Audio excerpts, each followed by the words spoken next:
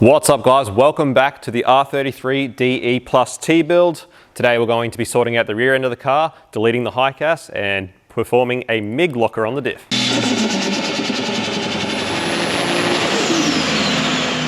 Righto guys, what's up? Welcome back to the R33. Obviously this was meant to get a lot further along last year, as you would have seen from the end of the last episode that we did on the R33. Given the nature that we're going to an RB25 gearbox and a few other little upgrades now, I wasn't super happy with the clutch that came out of this thing. We decided to go ahead and upgrade the clutch while the new box goes in so that that doesn't become a problem in the future. At that point, it was a bit late to order a clutch from anyone. Everyone was starting to shut down for Christmas, us included. And then we were waiting when we came back from holidays for everyone to open back up again so that we could order a clutch so that we could continue on with the build and get moving with it. So we've got a new clutch here from MPC. So new MPC clutch, we've got our flywheel there, which has now been machined by Kingato in Nanango. So big thanks to those boys for machining the flywheel for us. And we've actually had Max Speeding Rods come on board as a sponsor and have sponsored us a HICAS lock bar, or a HICAS eliminator kit, they call it. So today's episode is going to be about getting the rear end of this car sorted. We've got to sort out the diff and obviously put in our HICAS elimination kit, which sorts out that issue. And in the next coming episodes, you will see us finally get this clutch and flywheel sorted on the engine and get the motor and box in this thing and continue on getting this car sorted out. So let's get into it. So obviously at the end of last year, we still could have got the engine in the car, even without the flywheel and clutch on it. But because of the weird weather we've been having over summer, it's been a really weirdly cold and very wet summer. We've had a huge influx of mud wasps, and these things are a pain in the ass. They build nests in anything, and we just decided for the advantage that it was going to present just to get the engine in and still not be able to get the gearbox or anything done anyway.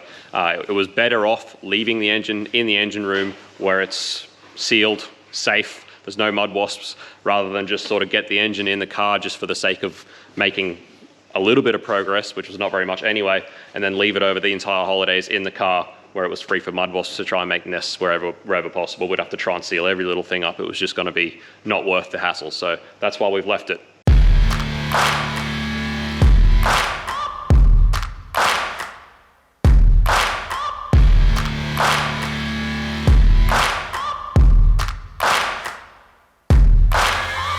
Searching for greatness in a sea of the dying and shameless, a sea of the aimless. I don't wanna be one of the nameless. I'ma wake up with the mindset that one day I'm gonna make it, and I don't think I'll be fine if I don't break my limitations.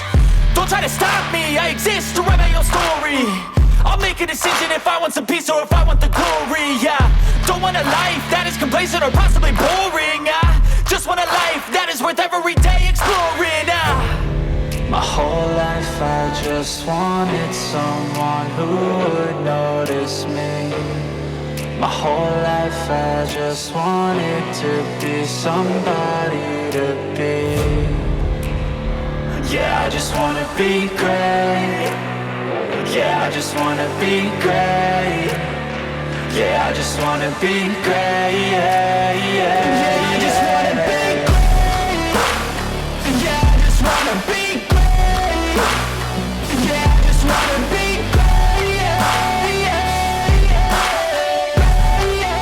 Alright, sorry guys, the camera went flat there. It's probably all I'm going to have time for this afternoon anyway, but we did get the diff's out, ready to go for tomorrow. So I'll drain it and we'll, burn off the oil and start getting the welder into it. So definitely wouldn't say it's the best way to go, but it is definitely the cheapest way to go. So that's pretty much what we're doing with this thing. As for the HICAS lockout kit, the arms that come with it actually pretty much go around these hubs and bolt through them. So these ball joints have to go. Now these ball joints come out. So they've got to press out from this side here, which I can't see a way that I can actually get those out with the knuckles on, which is a bit of a pain. So it means I'm going to actually have to completely remove the knuckle. The annoying thing about this car is that it's been so neglected for so long that pretty much everything I touch on it turns into more work, as you've seen. As you saw with sorting out the engine, literally everything I touch on this thing turns into another headache. So I was really hoping I wouldn't have to go that far as to actually completely pull apart the rear end to get the knuckles out. But it is looking like that's just gonna have to be how it goes, which absolutely sucks. Not too stoked about it, but anyway, I'll worry about that in the morning. Righto guys, so back here this morning, just started draining this diff. I had a bit of a thought We actually have Paul, who owns Option 1 Garage, that lives not far from us, and I know he's had a lot of experience actually shimming these viscous LSDs up. I'm actually going to try and get hold of him, see if he's interested in maybe just shimming this up for us. Given that obviously this car's not registered at the moment, but it is planned to be a street car when it's finished, so it would be better to have an LSD that worked rather than a weldy if we can do it.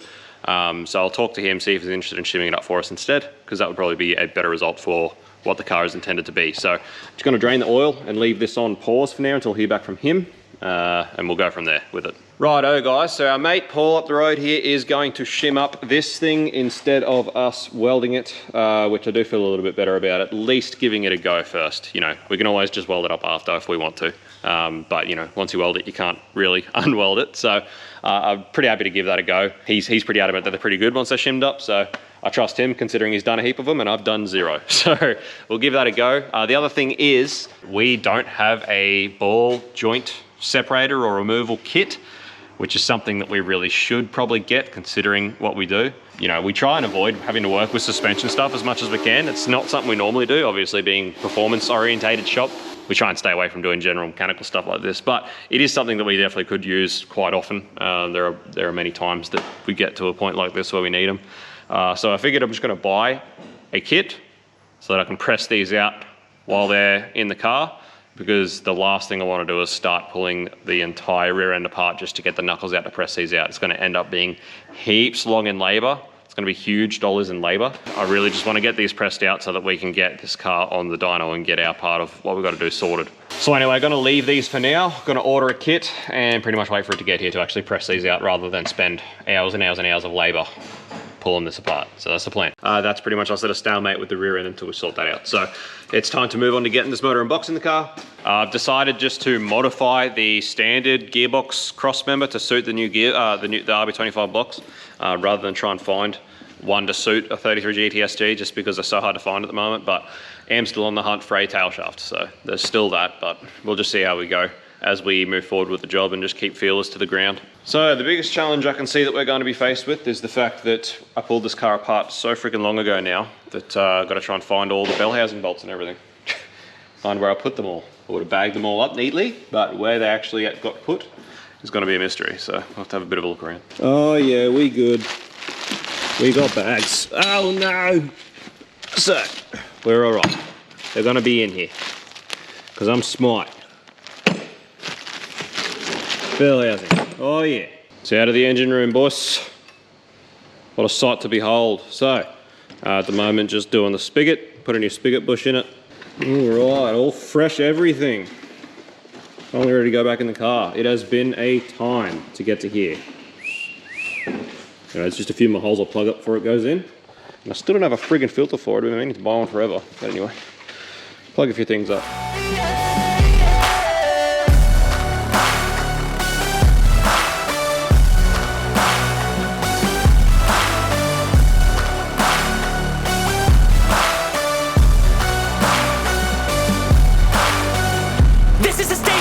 Appreciate all that is vacant. It's just for the taking. If you make up your mind, you can take it. I'm never complacent. I would work in a mansion or basement, yeah. There's no replacement for persistence. It's a patience, yeah. In this life, I wanna be soaring, to feel sun inside when it's pouring. And I'll fight till anxiety is foreign. I'm so sick of my mind's extortion. My whole life I just wanted someone who would notice me. My whole life I just wanted to be somebody to be. Yeah, I just wanna be great. Yeah. What a sight, people. Sorry, it's probably hard to hear me because of the rain on the shed roof. Makes it very hard to hear, but we've got an engine back in this car for the first time in a long time. So, exciting stuff. Step one, engine's in. So just after getting the engine in and having a look, I'm definitely going to weld an elbow onto this outlet. I was wondering if, when this turbo went in, if I could clop the outlet so that it sort of came up and over like this, away from all the heat, and that way you could just use a silicone elbow, but the way it's going to be set up, it's going to be much better just to put a cast elbow where it is, basically. Clock it around there, cast elbow straight off that, intake into here, happy days. Still got to sort out another aircon compressor mount, which I've got to try and find, but anyway, That's motor in, that's step one. This dump pipe is going to be tight because of all the AC stuff. Most of these cars, AC stuff's gone, so this is going to be very tight, challenging, but definitely can be done, because there is room.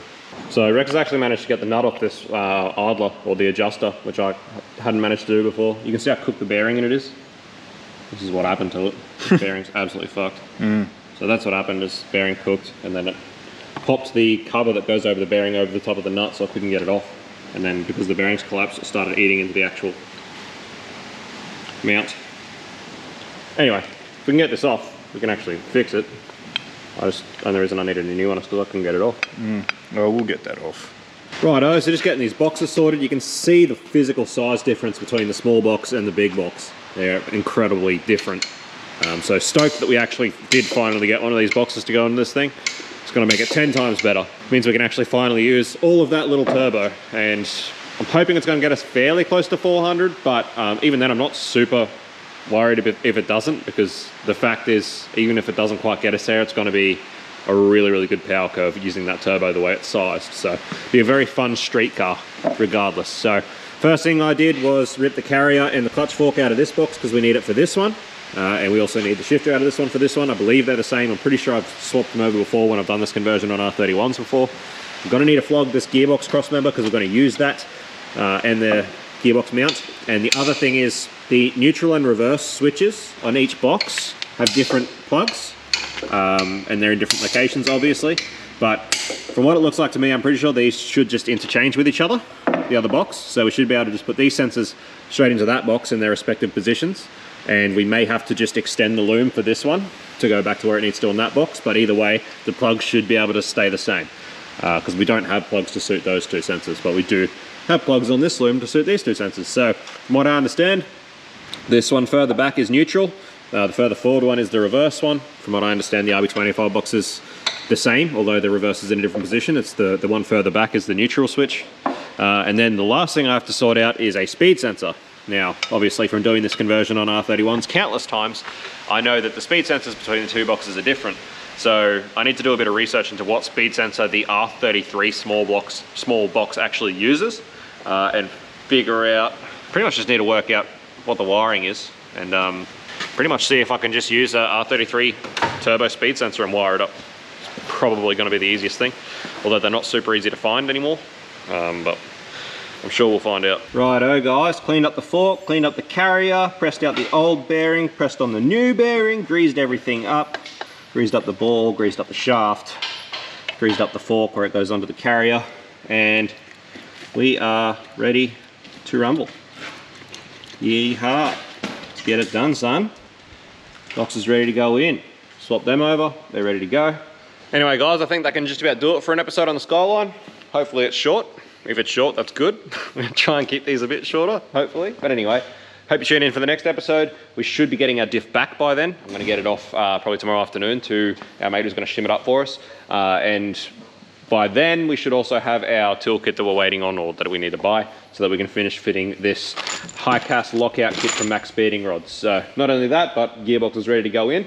The only reason we didn't smash it in this afternoon is that obviously because we have to manufacture or modify the gearbox cross member to get it work, we'd have to either hang it or leave it on the gearbox jack or something, which we don't particularly like doing overnight. So that can just wait till next episode. So we'll see you on the next episode. We'll be getting some of that done. Hope you tune in. We'll see you on the next one. Peace out. See you, bye.